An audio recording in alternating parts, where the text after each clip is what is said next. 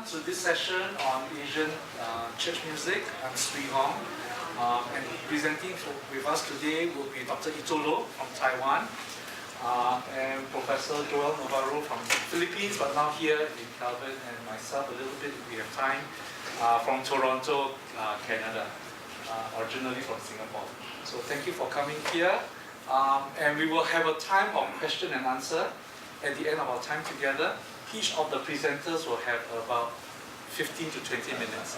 So when you have questions, please write them down so that at the end of the session, you have about 15 minutes that you can just ask away. Okay? So I will be like a timekeeper. I will signal to them to stop when it is time to stop. They may not like me, but I think you will be blessed by our pace of running things. So without further ado, let me introduce to you Dr. Ito Loh, former president of Tainan Theological College and Seminary in Taiwan. He has retired and he has traveled worldwide. Well-known Asian church music scholar. Groundbreaking work in what is happening right now in Asia and now filtering into North America. So, hello. Thank you so much. It gives me a great pleasure to be teaching Asian music because that's my favorite subject. It's really my lifetime work on promoting Asian church music. But the problem is time is so short. Only 20 minutes, 15 to 20 minutes. So I have 5 songs here. Of course, I cannot finish all of them. But just very briefly, when you listen, when you sing some Asian song, the first thing you have to know that traditionally, I'm talking about traditional. I don't want to talk about contemporary because if I talk about the contemporary, there is very little difference between Asian and Western because the Asian became Westernized. So I'm talking about traditional view, traditional aesthetics, traditional concept of the beauty of Asian music. The first thing you have to know that the Asian music are mostly without harmony, monophonous. Okay, just one melody, no harmony. If there is any accompaniment, the accompaniment will be doubling the melody with variations, heterophony. So you feel a lot of heterophony here. The melody is but the accompaniment see could be very extensive, very melismatic. Okay, so that's the first concept you have to know. Secondly, Asian music, a lot of Asian music traditionally only use 5 tones. Do, re, mi, so, la, if you are familiar, because this is easier to explain, okay, using tonic so far. Do, re, mi, so, la, the 5 tones. A lot of music have that. But then sometimes the fa and si will come in. Do, re, mi, fa, so, la, si, fa, si sometimes would come, but not very often. Si would be more often than fa. Okay? When you listen to fa, sometimes in the Indochina, it's already shifting to another tonal center, what we call in ethnomusicology, metabole.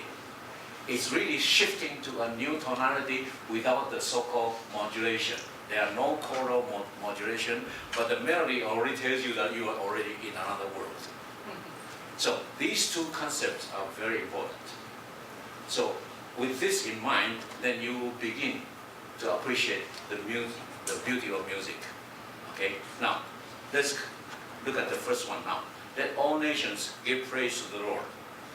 In your handout, the first one. You didn't have any? We don't. Oh. We'll do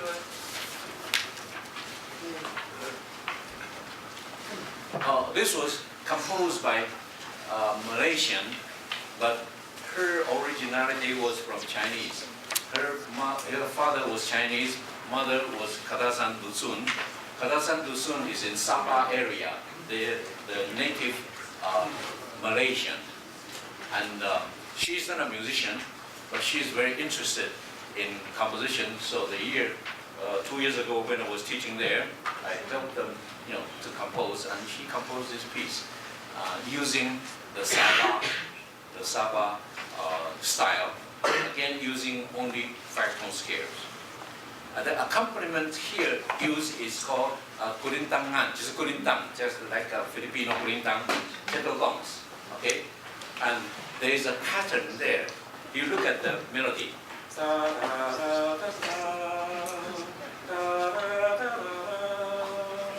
The accompaniment picks up the last two notes as idiom. So,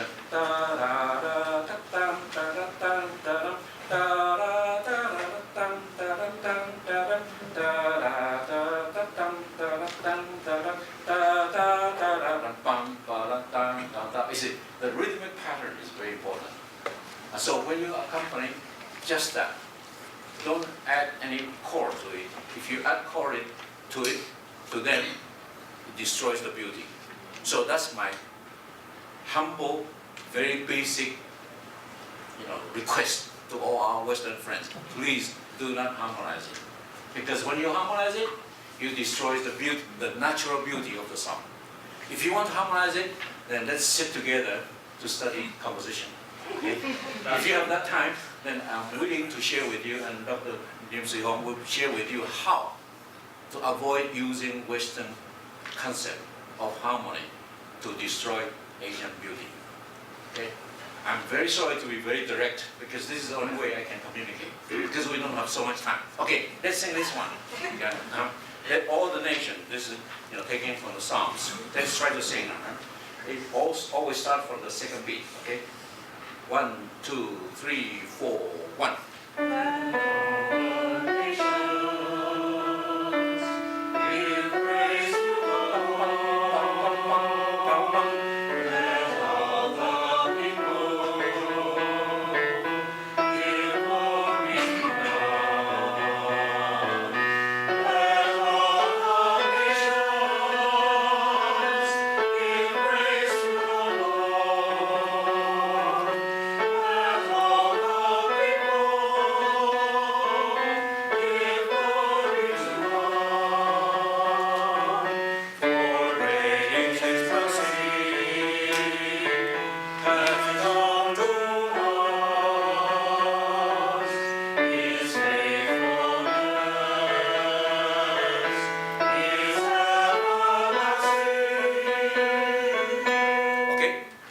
Simple. Of course, if you want to make it more interesting, you can do a canonic singing, because canonic singing is all over the world. It's not really from the West. It really belongs to the world. So you can sing, let all the nation, let all the, just one measure behind. So it will become very interesting. So let's see. Okay, you 3 rows sing the first part. You sing the second part as a canon. Okay, that's the possibility. Okay, 3, 4, 1. Let all the nations.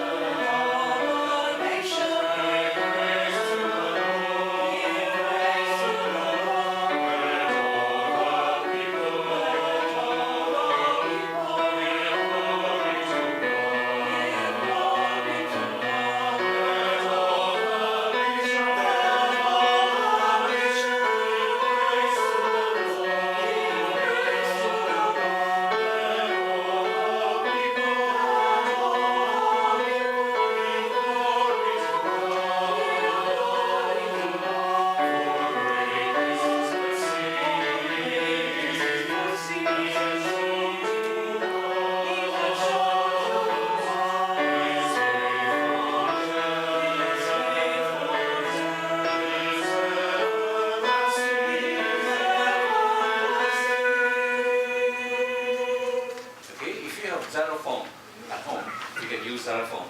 Okay, you can double, in octave, or if you really want to do something, okay, you can add a fourth below the melody. Fourth below the melody as a consecutive fourth. That's possible. Okay, but the same rhythm. And please don't add any chords to it, because with the chords will destroy the beauty. Okay. So that's the kind of I feel that is a good introduction for us to get the appreciation of song. So a lot of people told me that it's not interesting, it's only one melody. But I said, all the world, melody is more important than harmony. Of course, harmony is a Western technology you have developed to such good, gorgeous orchestra. But there are so many other people, they don't have all those. So the melodic beauty is more important than harmony. And so when we sing their song, let's try to be as simple as they are. But simple does not mean meaningless. Simple does not mean without beauty. If you want to sing beautifully, then you have to sing all the ornaments, the special way of pronunciation or attack, or all those. These are all required. Of course, we don't have time to go into that. Yeah. Okay, the second one is, "O Christian, look around you at the world." Number 12. This one is written also 5-tone scale from Indonesia. But the 5-tone scale is not do, re, mi, so, la. It has the half-tone progression. Mi, fa, so, ti, do. That's called pair-up tuning in gamelan. In Indonesia, all gamelans are tuned differently. So the mi, fa, sol, ti, do may not be our understanding of the keyboard mi, fa, sol, ti, do. The fa can be a little bit higher, sol can be higher or lower, ti can be lower or something. But to them, it's correct, according to their theory, according to their village, according to their gamelan. They were purposely tuned differently in the octave. So the sol and sol octave difference, but they are not in tune, because in that way the vibration will bring out the beauty of the song. So the concept of beauty is totally different from the West, right? In your tuning of the organ, the vibration have to let's get in tune. But to Balinese, to Indonesian, when they are in tune, no beauty. They like to hear the simmering sound. That kind of little bit difference will create. That's in their gamelan.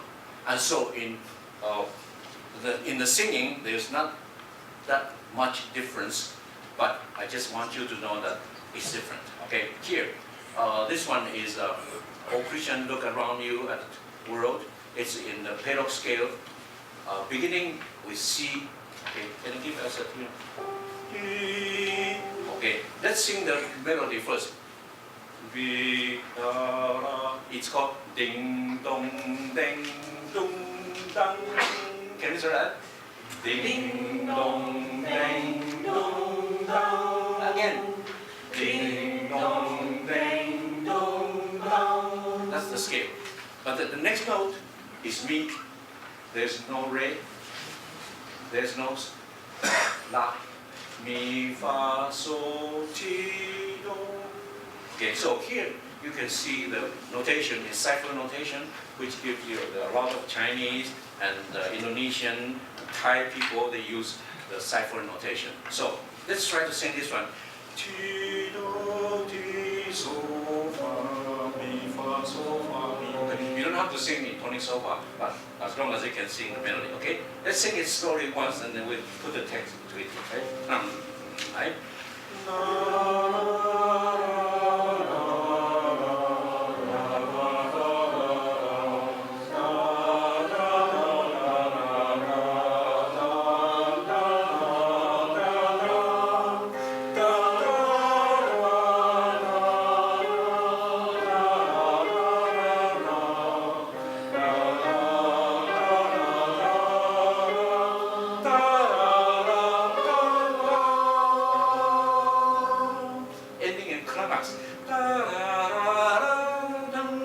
Very beautiful cadential formula there in the Indonesian music, especially in Balinese. But here, of course, he's a Japanese, but he knows the feeling of that. So let's try to sing this melody. Okay? The text was really written, on the spiritual, the fruit of the spirit, right? The fruits of the spirit is love, joy, peace, patience, kindness, goodness, faithfulness, gentleness, and self-control. So he used 9 stanzas to talk about this. Okay, let's sing together. Oh, Christian. And? Oh, Christians, look around you at the world. Here parents gave you birth because of their love. Yet many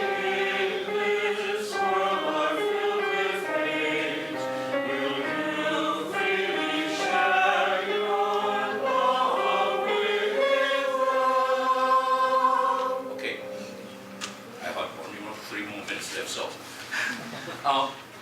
If you want to add harmony, there is an Indonesian way of adding harmony. That means the outline of the melody you put on the first beat of the music.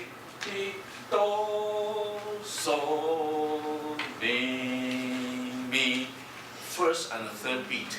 You can use chime or handbell to accompany it. It's be very beautiful. It will sound like gamelan. Okay? Or the first beat and second beat. Just according to whatever the note is. Okay? That's one way to make this one more interesting. But don't add harmony because that gives the outline of the melody.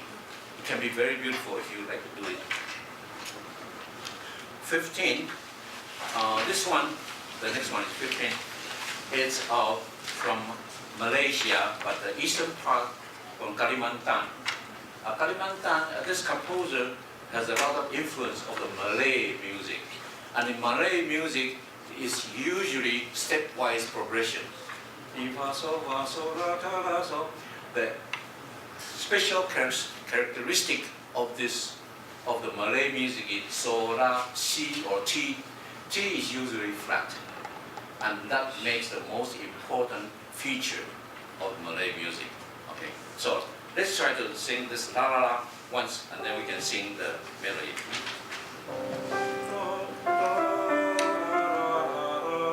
Ready, and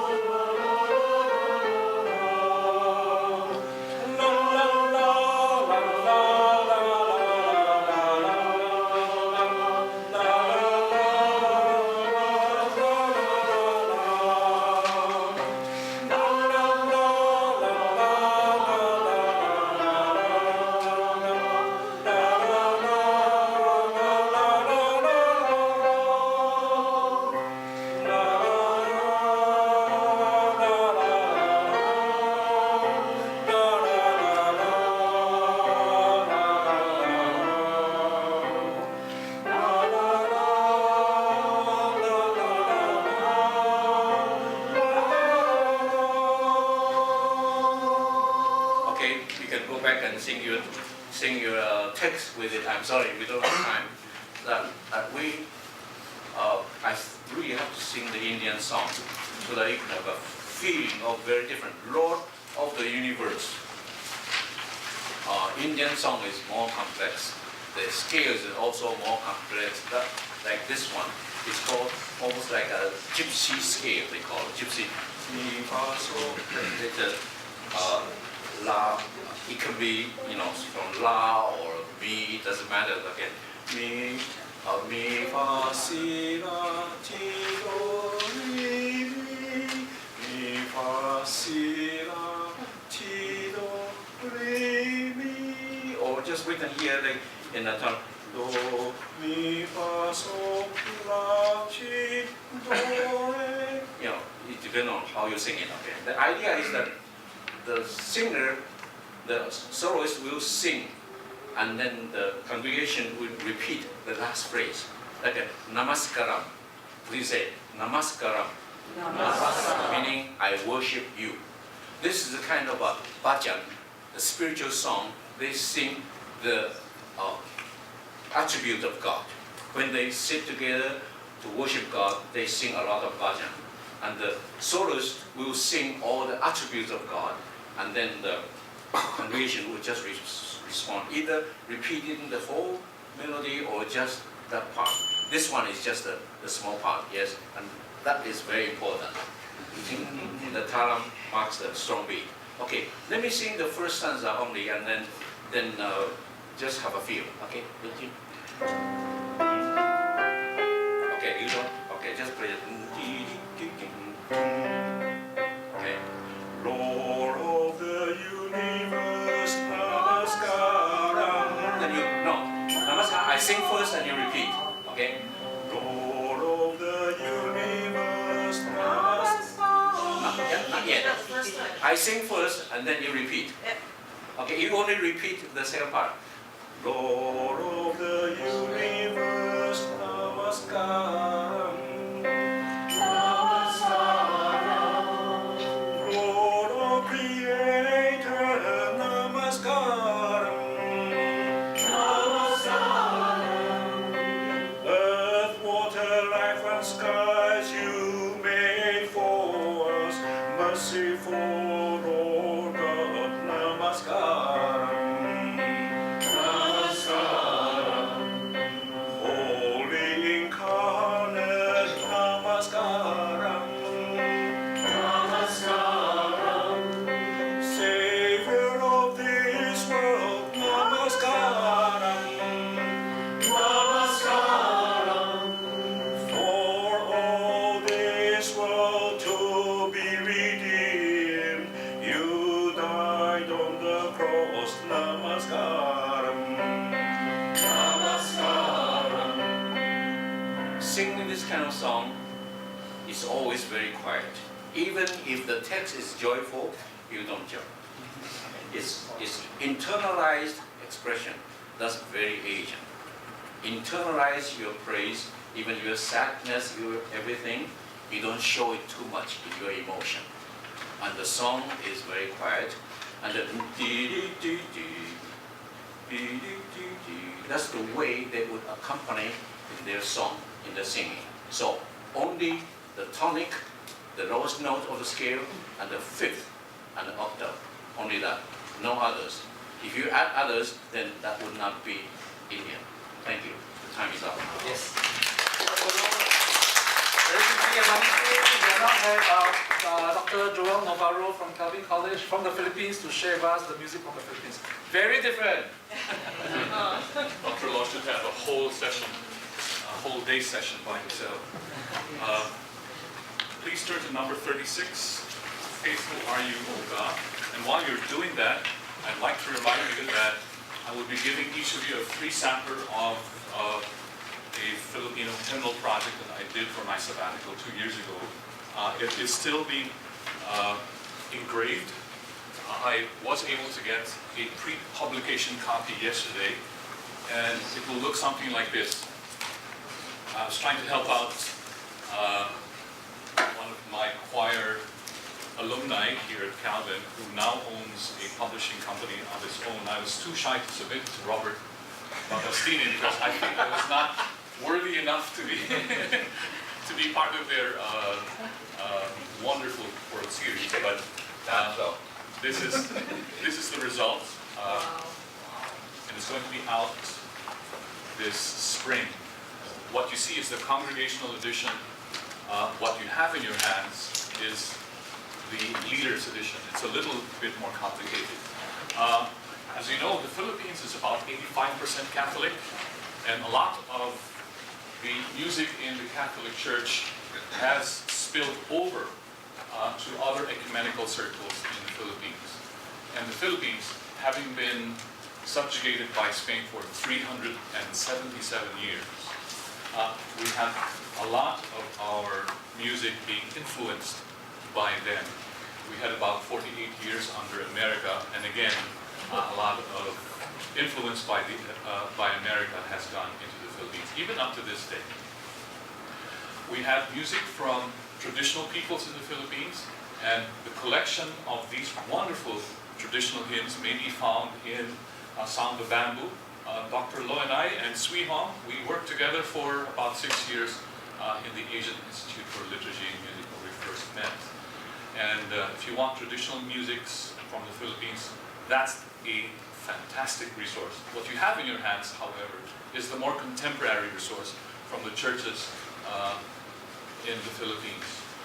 Now, the sabbatical project was born out of a desire, my desire, to service the diaspora, the Filipino diaspora here in the United States. There are about 4 million of us.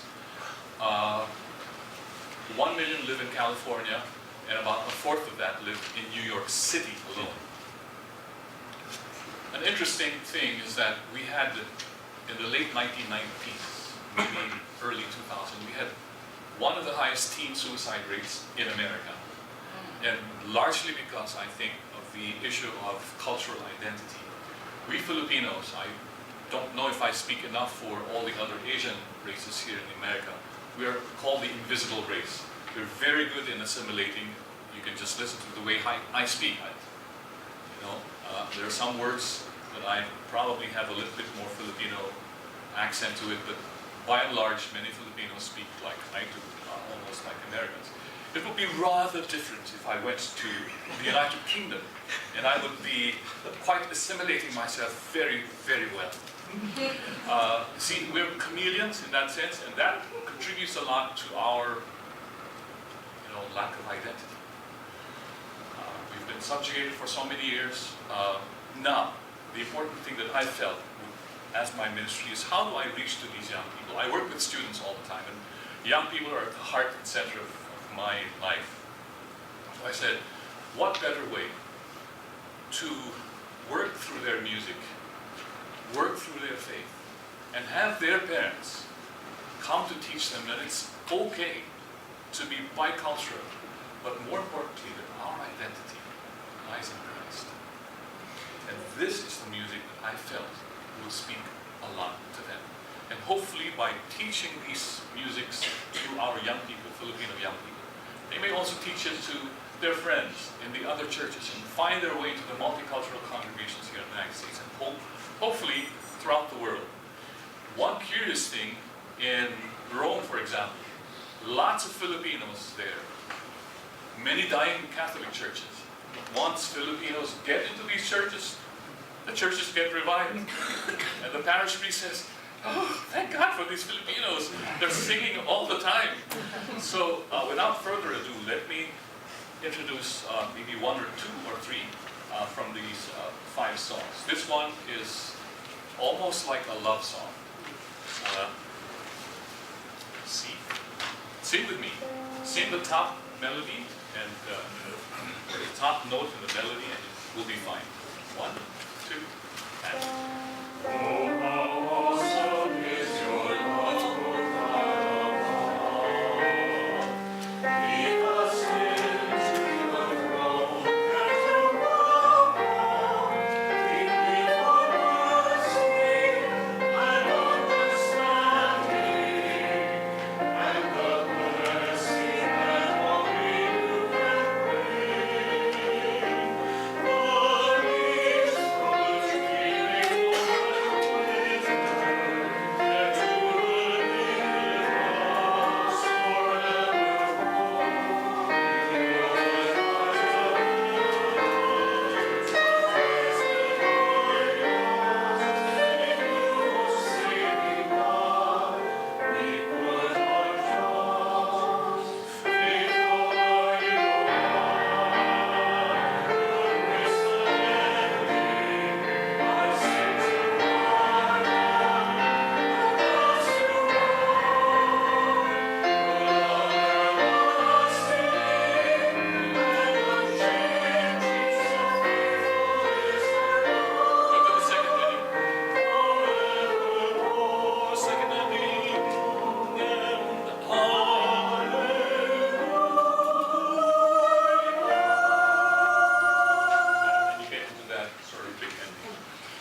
The next song, Take Our Hearts, which now we offer, written by one of our students, who's now an Anglican minister somewhere in California, ministering to the inner cities there.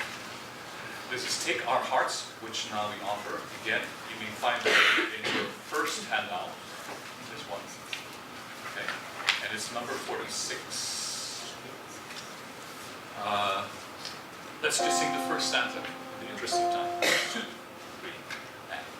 Take our hearts shall be offered, freely given to the gracious hand. O hearts, receive this our gifted sign, and to us it dwells in our weary hearts. O Christ, our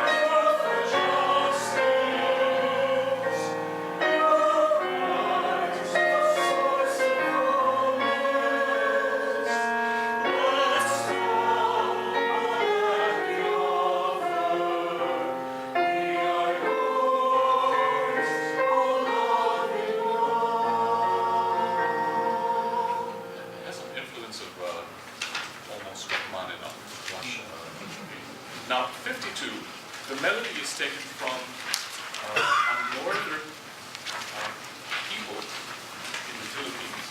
And one of our students, Judith Loyal Nasomos, who now works for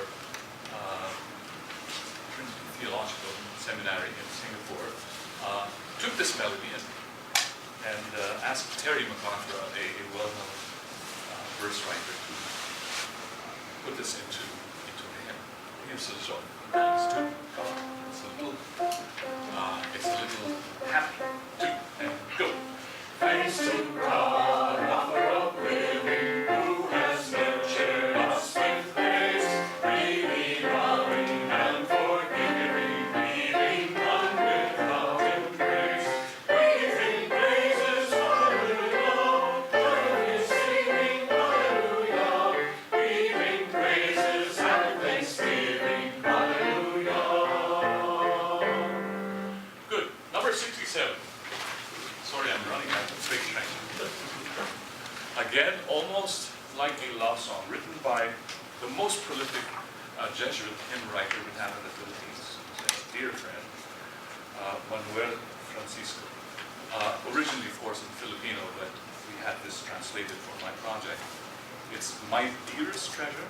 I found it's the whole notion of Christ being the pearl of great price.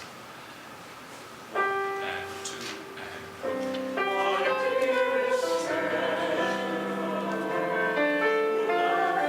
Excuse me, F sharp.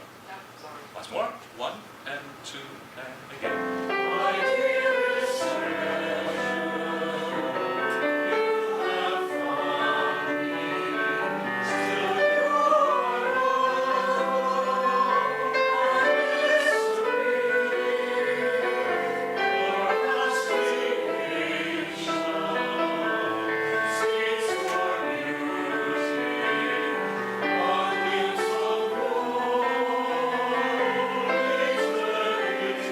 Next page. Verse. This may be sung by a cantor or a choir.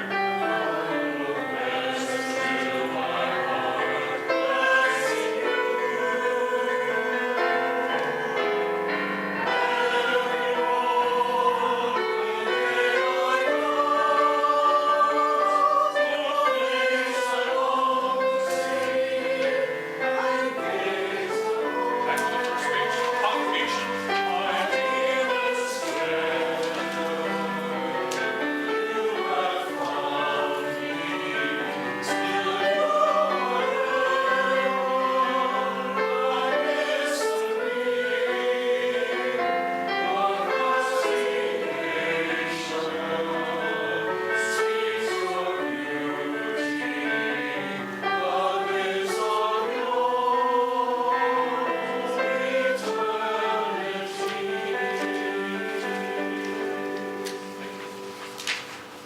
And finally, let me skip number 74.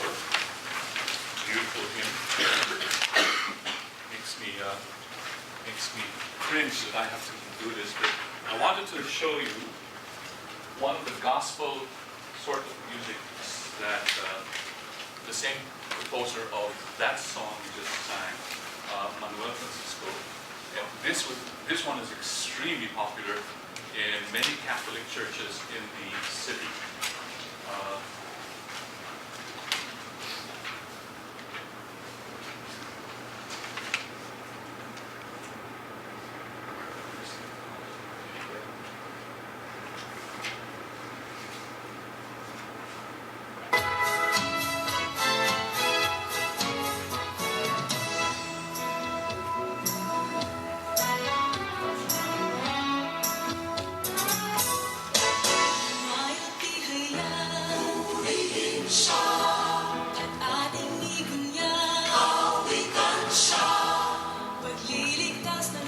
If you look at the sad word, it's the final song. Ang siyang sa mundo'y tumubos, langit at lupa siya'y iwan. Araw at kalat siya'y malamahanan. Ating pagdiwang pag-ibig ng Diyos sa tanan. Alleluia,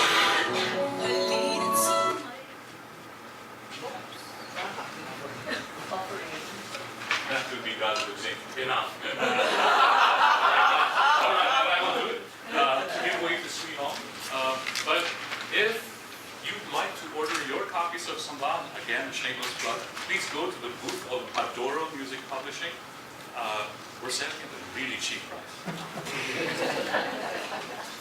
Thank you, Joel.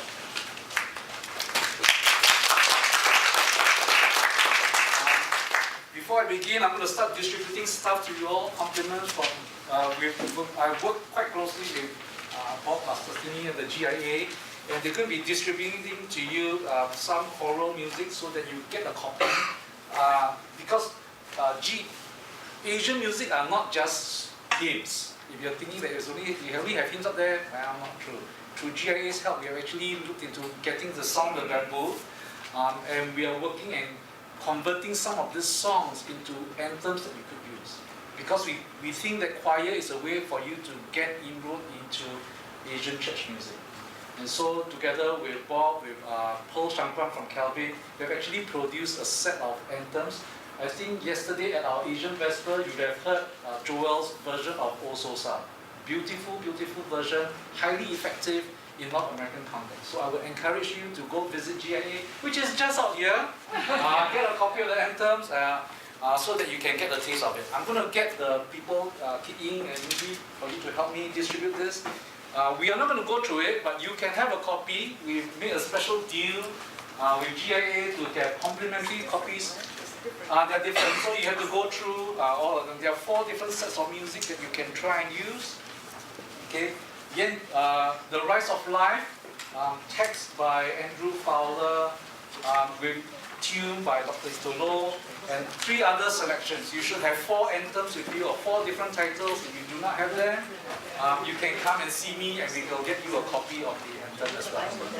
Okay, so very quickly as they distribute, I want to bring you into the other parts of Asia.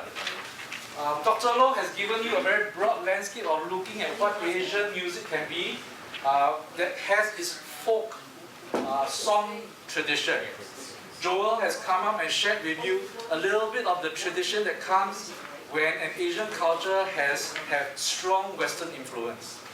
This particular session that we are talking about, the music that has been shared by Joel and Dr. Itolo, has not come up from Song the Bamboo. This particular hymnal was created in 1990 and revised in 2000. What you are hearing today in this particular seminar, we are pushing the boundary. We are sharing with you music that is in Asia right now, that is presently being produced, being written. The composers are very much alive and they look like you and I. They are very young people, 30s, early 40s. So for this time, I'd like you to look with me to the handouts that you will have, and I'll play with you and get you to sing along with me some of the songs. First, let me introduce to you a brand new. Can you look at a setting of Kyrie Eleison by Quek Lee Huan? She's from Singapore. It's in your handout. If you can find it, please let me know. Do you have Kyrie Eleison by Quek Lee Huan in your handout? Yes, you see it? Quek Lee Huan is an Anglican diaconal minister in the church in Singapore, a contemporary songwriter, but under the influence of Dr. Itolo, she has now reclaimed her liturgical roots, and so you have this particular song, Kyrie Eleison. Let's try this one. You can read it. 1, 2, go.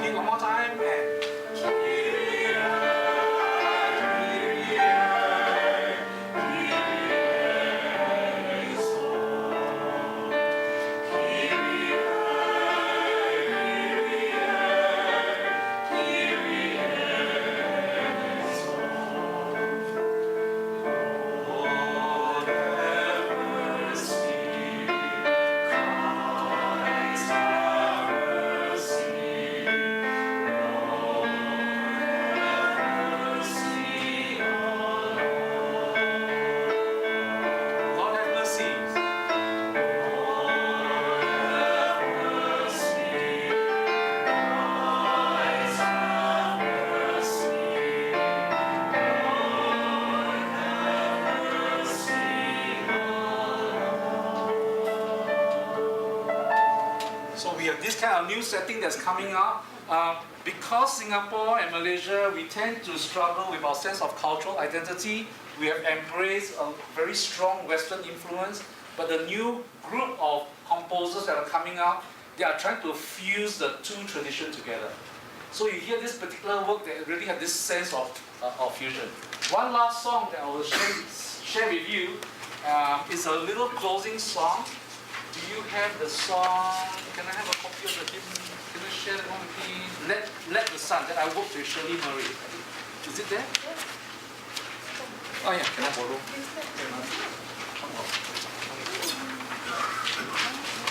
Okay, let's look at that one, shall we?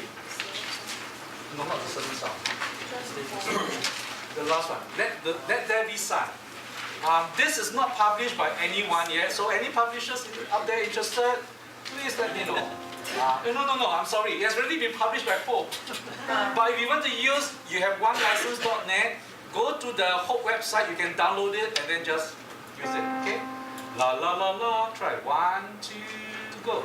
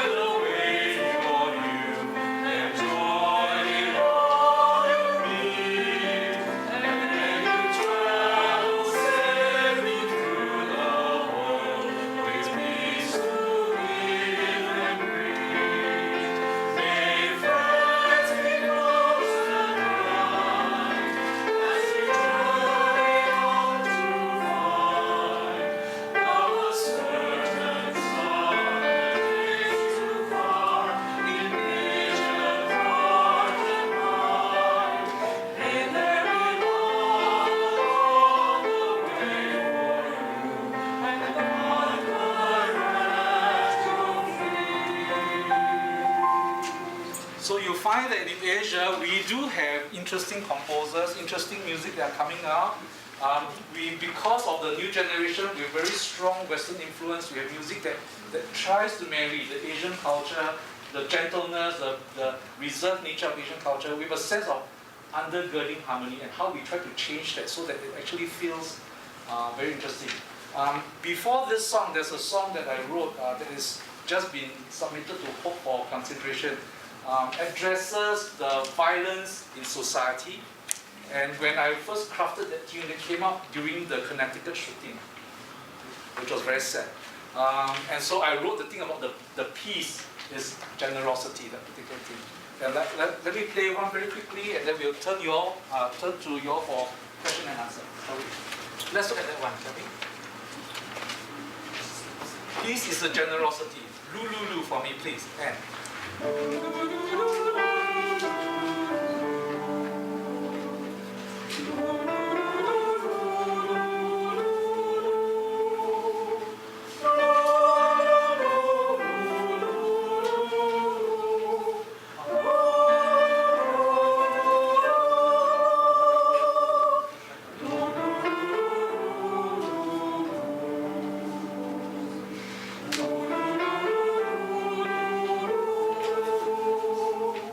Oh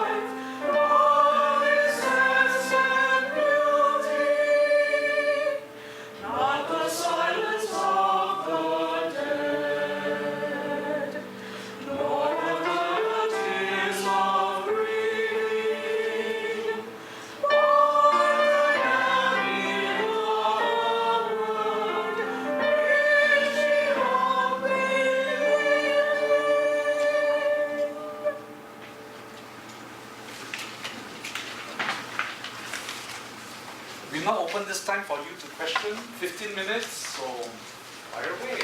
Panel, Dr. Joel, Dr. Loh. Yes. I spent some time in Thailand, so I'm familiar with the Thai finger symbols. Where would I get some of those in North America if I don't have time to go to Thailand? 10,000 island. Villages. Oh, villages. Oh, 10,000 villages.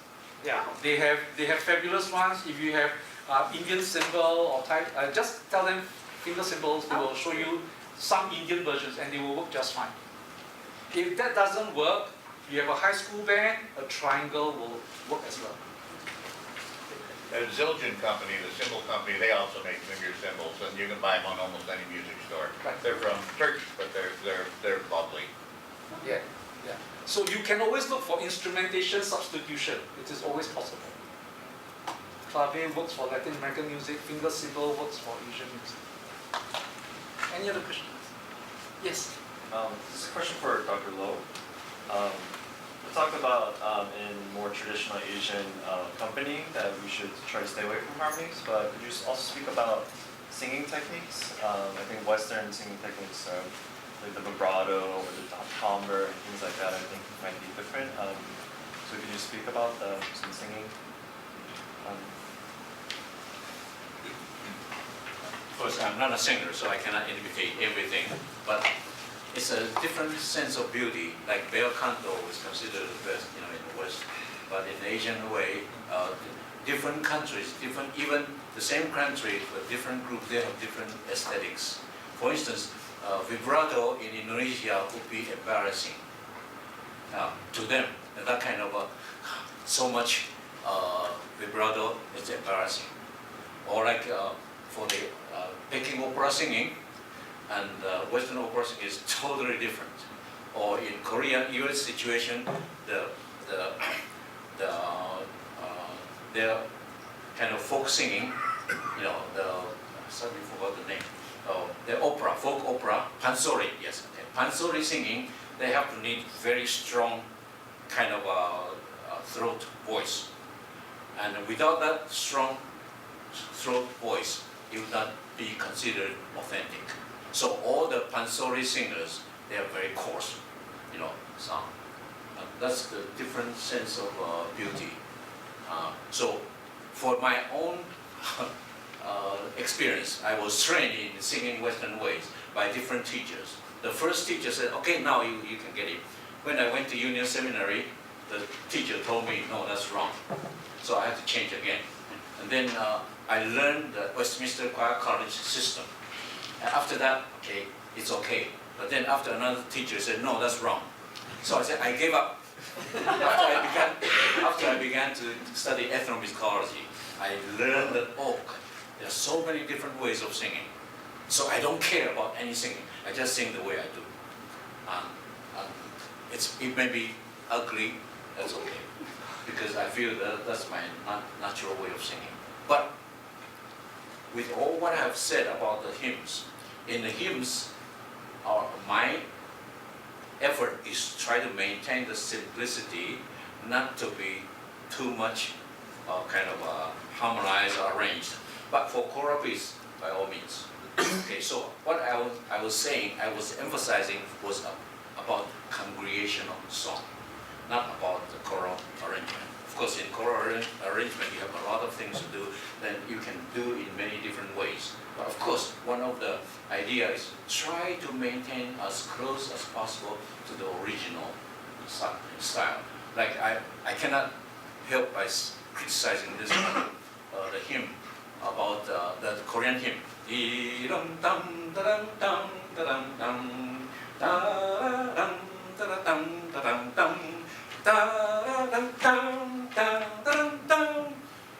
All those rhythms were ruined by the arranger. It's no longer there. To traditional Korean singer, he would not be considered right because he altered the wording and also changed the rhythm. But for Korean, the chant done, the long short, that kind of contrast. That's the life of the piece. When that's broken, so gone. So that's my concern. It's all right for you to arrange it, but please try not to destroy the beauty of the original style. That's, I'm sorry, I said that's my original sin as an ethnomusicologist. Yes. I learned by ear. Are there good sources for recordings, especially as you're talking about buying percussion instruments? Is there good sources of recordings so that you can hear what those rhythms are? Because sometimes when they write them, they do get altered a little bit. Yeah, and for recordings, that's one of the most difficult things to do. Like Sound of Bamboo, people were expecting. I even didn't dare doing the recording because I felt that I cannot do justice with the Indian way of singing. I cannot do justice with some of the Indonesian way of singing. And that's really my problem. People ask me to do it, and I hesitate to do it. If people ask me to sing, I will sing. But if they want to record it and make it to say, okay, this is the way they sing, but if you bring that to the original country, they say, no, that's not it. And I don't want to bear that kind of responsibility in transmitting probably not exactly correct style. Because I can say that because I have learned the songs, I transcribed everything, and then I internalize everything. I learn as much as possible to be like the original, but I cannot reproduce. So I really don't know exactly what to do. Maybe you're in the US, you have some resources for this. What I'm doing for my hymnal project, if I go to that very unknown piece from the other country, I will go to the Smithsonian for the choral sound library. They have a lot of different kind of country, and you get, at least you got some taste. So, sound is like that. And they have some kind of instruments offer you as a reference. So it's the best so far. I don't know. Yeah, the Smithsonian has a huge database of original sounds that you can actually tap into. The other place that you can go to, surprisingly, is actually YouTube. You have been to YouTube, just Google anything, you will probably find it. Even if it's not the original, you find it. But one important caveat that you need to remember, we are talking about music that's from the oral tradition. So there is no absolute standard, there's no perfect template that you follow on. You have to actualize the music for your own context. Okay? So I think if you bear that in mind, then you are not so afraid of using the music that you are hearing, you're not afraid of trying new things with a particular piece of music. Those of us who are choral conductors, you know that you can work with different tonal color. If you learn to manipulate or work with gestures in terms of your facial muscle, you can actually produce different kinds of sound. You need to explore that. The basic, simple way of doing this is you have bright colors and dark colors. You know how to do that by lifting and lowering your cheek. Work from that aspect. There are bright color sounds in some Asian music, there are some dark color sounds in Asian music. Just play with those two, I think you will get your hands full already. So yeah, so go out and explore, go to YouTube, go to Smithsonian, just experiment with your choir, get a taste of learning new choral techniques by singing Asian songs. The world is really out there for you. Okay? Yes, for general description of the musical cultures, in Asia, because in Sound of Bamboo we have 22 countries and 45 languages. And I try as much as possible to write them in this book, companion to Sound of Bamboo, Asian hymns in their cultural and liturgical context. And if you would like to get a general understanding, the part 1, here I have 7 articles, which gives you the overview of everything you are concerned. Overview, just overview. And then for individual pieces, you can go there to study, and that will give you some direction, of course. But it's far from the actual way you will be listening or be singing. So this just gives you some example. And I think it's very kind of GIA to lower the price. Now it's only about 60%, right, of the original. Originally it was $59.95. Now it's 30 something, 34. Go grab a copy. Yeah. So if you are interested, there you could find a lot of information about the composers and authors, which is very hard to find because they are all unknown people, you see. And so I had to look for them and even with the support of GIA, I was able to go back to some of them and took some pictures or to write about their biology. But you cannot find them in any internet. Let me direct the question about choral treatment of Asian music to Joel, because he's a real living practitioner, day by day, every day doing it. So, Joel. It's a complex situation altogether because you work with vocal materials that are really foreign, very alien to the choral material that you want them to be performing. So you work with that given and try to do your best. I've worked with some of our traditional Filipino musics and arranged for choir, and I've asked that they do not speak and sing like this, but they speak a little bit more like it's lifted palates, but it's a lot more like spoken timbre, and that is a little bit uncomfortable for them, but it's fine because here we're trying to exercise hospitality towards one another with our Pina. And your best efforts is, I think, as long as they're sincere and they're heartfelt and you really want to do it. I mean, I think God sees through our hearts and sees that, you know, whatever our best attempts are, people honor that. And people who come from the original concerts will also honor it. I remember last January, a year ago, when I brought my Calvin College choir. We're all Anglos, right? So I brought them to Asia, brought them to Hong Kong, brought them to China, and back to my home country, the Philippines. And we sang at the Ateneo de Manila University, a Jesuit university I used to teach for so many years. And we sang one piece in Filipino. And everybody just went berserk. They were clapping from beginning to end. Once they recognized that you're honoring their culture, and the best compliment they got was, Joel, if I closed my eyes, I would have believed that the choir that you brought here were Filipinos. And, you know, that really touched my heart. So I think we do what we can to honor the culture by singing the music and trying to cue the sound as close to the performance practice as possible without sounding to be pretentious or manufactured in terms of their singing. I think that's a good effort. So let me leave you with this gustatory thing. When we have Chinese food here in America, it's very different from Chinese food that I taste in Hong Kong. It's a little sweeter here, a lot less oil. But in Hong Kong, when I go there, in Hainan, for example, I mean, there's a lot of peanut oil. It makes me a little queasy because I don't do too well with oil. But it's authentic, and we do what we can when we come here in the United States to serve Chinese food. I think it's just a matter of mutuality, hospitality, and just having a sense of honor. I hope that was palatable enough for you.